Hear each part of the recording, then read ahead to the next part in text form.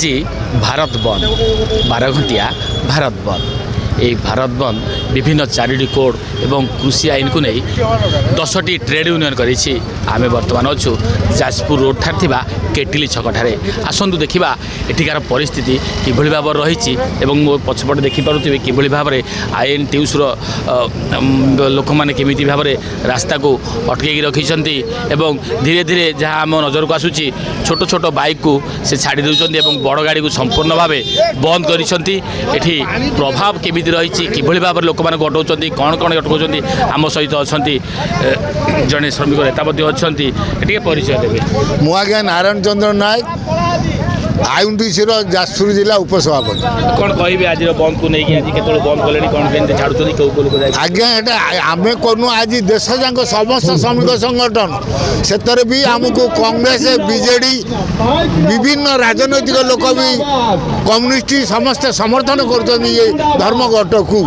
ଯେହେତୁ ଏଟା ଆମ ପ୍ରତି ଶ୍ରମିକମାନଙ୍କ ପ୍ରତି ଅନ୍ୟାୟ କରାଯାଇଛି ବୋଲି ସେଥିପାଇଁ ଆଜି ପ୍ରତ୍ୟେକ ରାଜନୈତିକ ଦଳମାନେ ବି ଆମ ବନ୍ଦକୁ ସମର୍ଥନ କରୁଛନ୍ତି।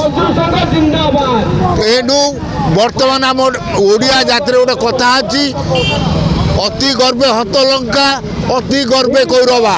ଏ ଯେଉଁ ମୋଦି ସରକାର ये रावण भाया गर्व करुच्ची, दुर्योधन भाया जो गर्व करुच्ची, आर अधपतन घटव कहीं जेहेतु आम जो श्रम कोड सेटा देश स्वाधीनता पूर्व आम मैंने पाइलु कांग्रेस सरकार गला, जनता दल गला, आज 79 वर्ष है स्वाधीनता पर मोदी बाबू श्रम कोड हस्तक्षेप कर कारण कौन? मु आज आपण मान जो 84टा कोड को 8टा कोड करागला, 4टा कोड करा जाइए कौन पाई 8 घंटा को 10 घंटा का स्वार्थ पाई? एटा होची ये पूंजीपति मानक स्वार्थ पाई ये माने करूचंदी। आपण देखंतु एशिया महादेशर बड़ शिल्प नगरी कलिंगनगर आपण कहतु गोटे सरकारी कारखाना अच्छी कि सब प्राइवेट कारखाना? जदि श्रमिक 8 घंटा जगार 10 घंटा काम करे से पैसा रे तान जो 2 घंटार काम पैसा खाइब किए? ए पूंजीपति माने खाइबे, जहाँ को नरेंद्र मोदी चाहूँगी ये देश में केवल पूंजीपति रुहतु, ये गरीब श्रमिक खटिकिया ये देश में रही पारे नहीं। तार कारण होची जे 8 घंटा को 10 घंटा करवा, ये जो 2 घंटा श्रम जो श्रमिक मान जो श्रम करेंगे ताकू ये पूंजीपति मान लाभ ने। आर माने कौन? मोदी साहेब प्रधानमंत्री कहे कि कौन पाई जो 2 घंटा आमको आउ दिखा कम? तापर आज्ञा बड़ कथा जड़े महिला को भी सुधा 10 घंटा काम करने को दि जाऊँगी। जड़े महिला तार छुआ पिला ससुर शाशु से समस्त दायित्व बुझी 8 घंटा जो ड्यूटी करला तार जो 2 घंटा तुम ड्यूटी बढ़ेदेल ता माने सी परिवार को देखिकी कौन सी हिसाब से आसिक जड़े महिला श्रमिक काम कर। आज्ञा बड़ कथा हूँ जे महिला माने भी राति ड्यूटी करेंगे। आज्ञा आपण माध्यम कहूँ चाहूँगी अमेरिका राष्ट्रपति ट्रम्प कहले ओडिशा रे नारी माने सुरक्षित नुहति। ए मोहन माझी सरकार अमली रे ट्रम्प अमेरिका राष्ट्रपति कहते ओडिशा रे महिला माने सुरक्षित नुहति। से दृष्टि नरेंद्र मोदी महोदय कहे कि जड़े महिला कर्मचारी से राति रे काम करके फेरब केमिति? जड़े महिला 10 घंटा काम कले ता परिवार दायित्व बुझिब किए? सबुठारु आज्ञा बड़ कथा हूँ कौन जानते एबे ये देशर श्रमिक कृषक एमाने रही पारे मोदी सरकार अमल। एबे मोदी महोदय केंद्र सरकार केरल मुख्य शासन सचिव को लिखिं गोटे चिठी जे आपण माने कृषक मान को कहतु से धान गहम चाष करेंगे, कारण धान गहम अधिका उत्पादन हवा द्वारा जो सब्सिडी सार देवा पड़ुची, जो सब्सिडी धान देवा पड़ुची, गहम देवा पड़ुची, आउ केंद्र सरकार सब्सिडी दे पारे नहीं। तेणु चाषी मान कृषक मान कहतु से धान चाष गहम चाष करतु न।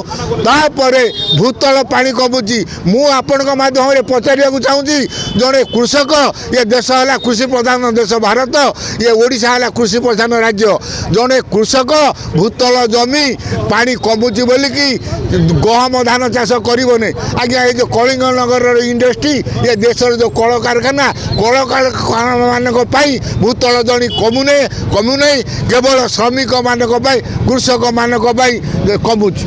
এটা আজ্ঞା କେଉଁ ଗ୍ରହଣୀୟ ଆଜ୍ଞା ଆପଣ ବିଶ୍ୱାସ କରିବେ ନାହିଁ 8 ଘଣ୍ଟା ସରକାରୀ ନିୟମରେ ସରକାରୀ କର୍ମଚାରୀ କାମ କରୁଥାଇପାରେ ମୁଁ ଜଣେ କୃଷକ ଘର ପୁଅ ଆମେ କୃଷକମାନଙ୍କୁ ଯେଉଁ କାମ କରାଉଛୁ ନେଇକି ବିଲ ବାଡ଼ିରେ ଅନ୍ୟାନ୍ୟ ଯେଉଁ କଳ ଯେଉଁ କୋଟା ବାଟି ହେଉଛି ଆପଣମାନେ ଦେଖୁଥିବେ 6 ଘଣ୍ଟାରୁ 7 ଘଣ୍ଟା ବି ସେ କାମ କରୁନାହାନ୍ତି ଯେହେତୁ ତାଙ୍କ ଯିବା ଆସିବା ଭଲ ମନ୍ଦ ଯେଉଁଠି କୃଷକ ସମାଜ ଇଏ ମଜୁରିଆଙ୍କୁ 6-7 ଘଣ୍ଟା କାମ କରିବି ମଜୁରୀ ଦେଉଥିଲା ବେଳେ ସରକାରୀ ନିୟମ 8 ଘଣ୍ଟା ଥିଲା ପରେ ବର୍ତ୍ତମାନ ମୋଦି ସରକାର ଯେଉଁ 10 ଘଣ୍ଟା କାମ କରିବା ପାଇଁ କହୁଛନ୍ତି ଏଇଟା କାହା ସ୍ୱାର୍ଥରେ ପୁଞ୍ଜିପତିମାନଙ୍କ ସ୍ୱାର୍ଥରେ ଏ ଯେଉଁ ମୋଦି ସରକାର ଯେଉଁ ଅନ୍ୟାୟ ଅନୀତି ଚଲେଇଛି ଏ ରାବଣ କଂସ ଭଳି ଯଦି ଧ୍ୱଂସ ନ ପାଇବ ମୋଦି ସରକାର ଏ ଗରିବ ଲୋକଙ୍କ ସାଙ୍ଗରେ ନାଗିନେ ଭଗବାନ ଏଇ ଯେଉଁ ହିରଣ୍ୟକଶିପୁ ବେଳେ ଭଗବାନ ଏ ଯେଉଁ କୁଟୁରୁ ବାହାରିଥିଲେ ଏ ଯେଉଁ ମୋଦି କହୁଛନ୍ତି ମୁଁ ଭକ୍ତ ରାମ